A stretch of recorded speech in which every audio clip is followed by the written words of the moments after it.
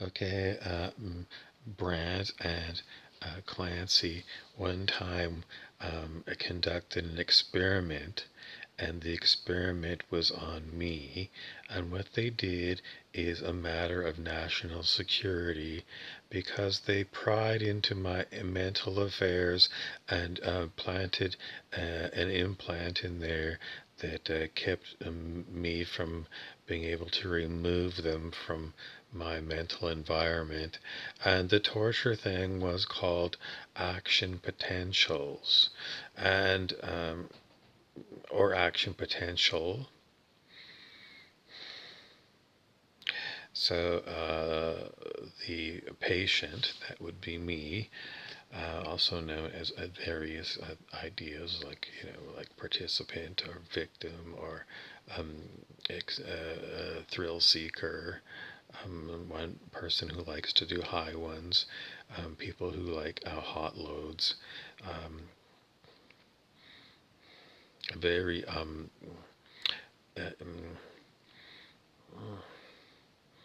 impulsive people, perhaps impulsive.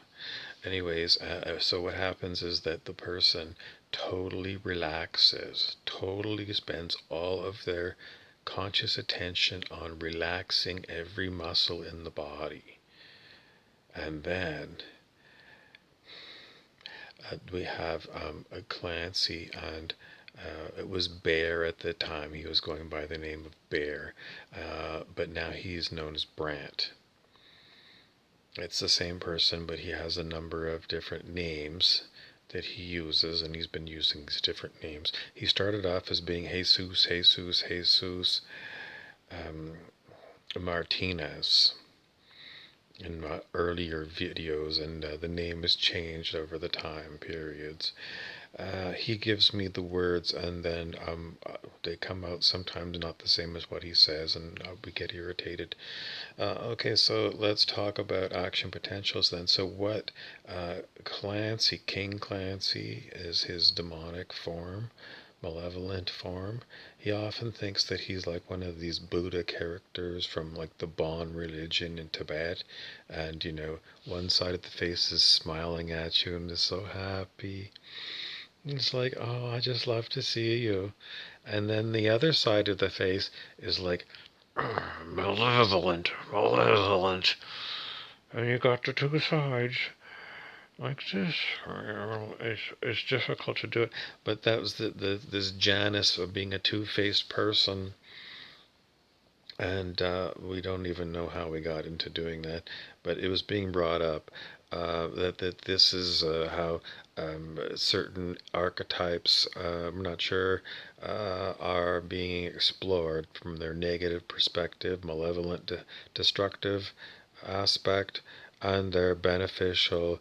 Um, Somebody get the wrong answer, and that was obtuse. We don't understand why you would say it would be obtuse. It would be someone who is um,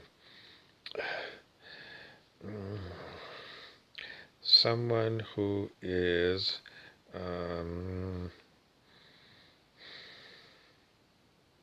I have no words at the front where I am that accurately describe this, and we have a lot of voodoo being done by people that are like sending voodoo waves out with their hands, and I could feel them empathically going like, it's just disgusting, these psychic attacks. It's like goo, horrible. Like, do you remember Silly String? It was a toy that would be advertised maybe on Saturday mornings way back in the 1970s. And it was just a can, and you push the button, and the string would come out, and it was non toxic. It was for children to have silly string fights with and have like lots of loud screeching. Very fun for age maybe 7. Okay, and maybe teenagers, once they got into a certain mood, might like silly string. So it's like it gives them an outlet. They can be vandalistic, but with silly string, you can it's non-toxic and it's not going to ruin your furniture. So it's like no reason to it's not the same. I mean, like spray paint is like a lot of work for the janitor to clean it up. Nevertheless, we do like the idea of public art spaces where I don't know how you even judge good from not good, graffiti artists can do art that's like, wow, kind of thing, a gallery. And maybe they would um, change the murals from time to time.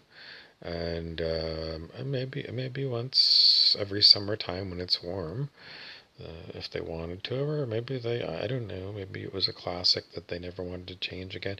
But the whole point is to get new generations to be inputting, new generations of painters who might, start painting at, 90 years old, or, 65 or 35 or, 7 or something.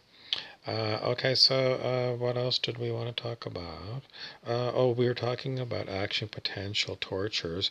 So me, but it's me lying there, totally relaxed, and then King Clancy, and Bear. Sometimes we called him Bear Bryant, but not after the football coach. He wanted to be the football coach, but he's too creepy to be a football coach. This guy is so creepy. So the two of them were acting like we were considering Dr. Mengele, the famous, infamous Nazi doctor of death, or the angel of death, I think they called him. And he did all these experiments on humans. So they were doing these experiments using their telepathy to move the leg when I wasn't moving the leg at all, because I was totally working on relaxing the muscles. And sometimes they would send like jiggles right through. Was I enjoying it? No. At the time, I was pissed off. This was like a hijacking of a relaxation element. And next thing you know, we're doing, like, they call it learning defenses against the dark arts. Like in Hogwarts, because that's what they are. They're the mad professors, and they are the dark arts. And the defenses against the dark arts, they never teach you. And are the defense and certain things, no. And other things, sometimes we think that exposure, long-term exposure to us, may flip people from being horribly and toxic to something possibly even beautiful. So, but there are, yes, King Clancy, and currently known as Bryant, or formerly Bear. Uh, they're when they're in their malevolent form. Oh my God, they are.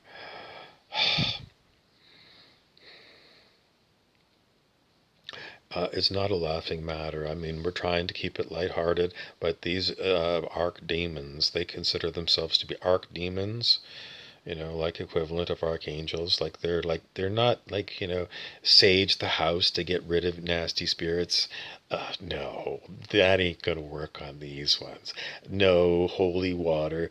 We never did get a Roman Catholic priest in here, but it wouldn't work because nothing works other than time, and sometimes they have just left. But some of the horrible, anyway, the whole point of this is action potentials. So this went on all night long. Clancy.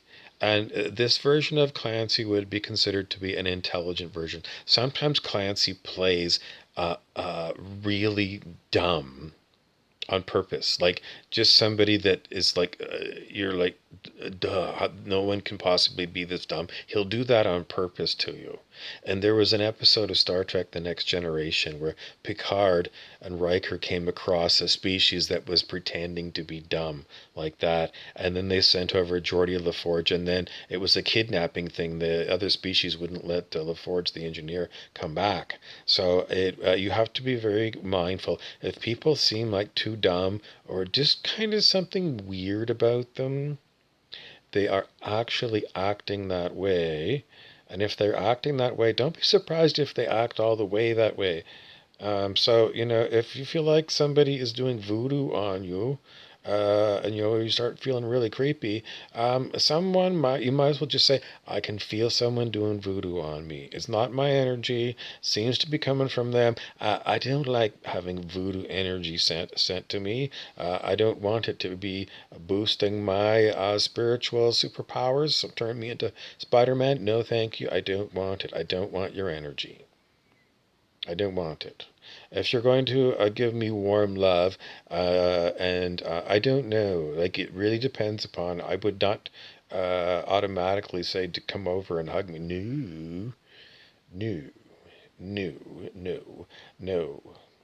Anyway, we were just trying to tell you about action potentials. So the two of them were acting like they were like distinguished professors from Nazi Germany, and they were testing this body using their psychic powers machine.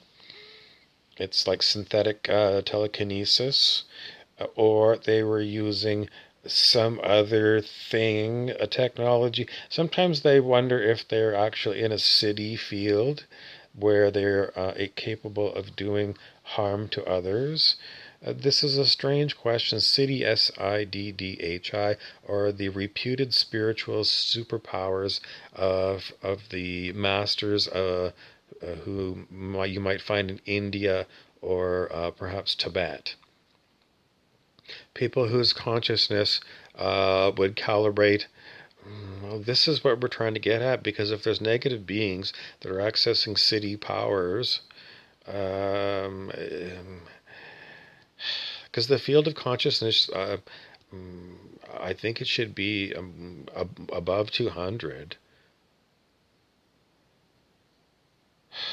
Well, everyone's trying to figure this one out. Anyway, it's a question that would, you know, on paper you would think it couldn't happen, that somebody could use spiritual superpowers to harm others. But in practice, I mean, in our experience in this reality, it quite possibly could be somebody said most, or the other alternative.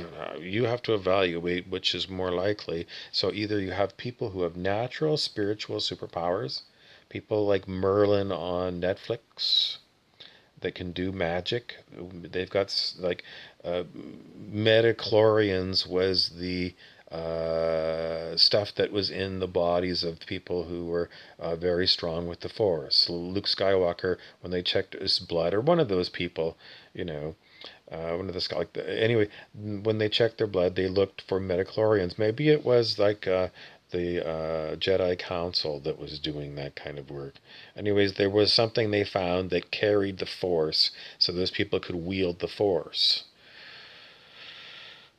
So, the spiritual superpowers wielding those forces might be seen to be coming from somebody who was like a mythical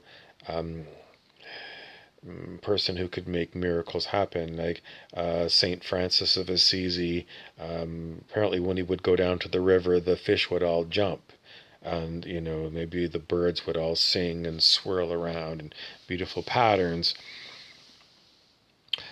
So anyway, that was just the question: is somehow the archdemon accessing city powers, spiritual superpowers, and the answer is unknown. But if they had ways of doing it synthetically by technology, then we have already read on the internet about scalar wave technology that supposedly can use consciousness waves, so perhaps can magnify the thought that you experience in your head that you want to send to somebody. With a spiritual superpower, maybe you can send these thoughts by telepathy or something like that. Anyways, or you have a machine that can maybe use crystals and can read your thoughts. Like they already have those kind of things. We've seen it, I'm sure, on TV. I hate this. This is going on way too long. Okay, I gotta go.